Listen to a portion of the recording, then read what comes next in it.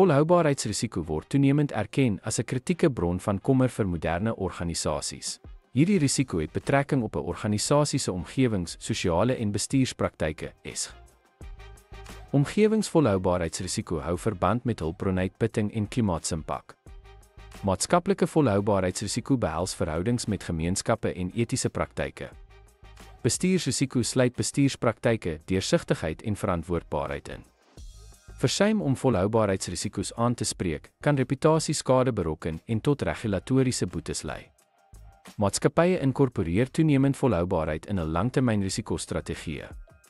Die aanspreek van volhoubaarheidsrisiko's kan ook mededingende voordele skep en beleggers aantrek. Volhoubaarheidsrisikobestuur is noodsaaklik vir organisasies wat daarop gemik is om aan moderne maatskaplike en regulatoriese verwagtinge te voldoen. Deur hierdie risiko's te bestuur, beskerm maatskappye hul reputasie en ondersteun langtermyn sukses.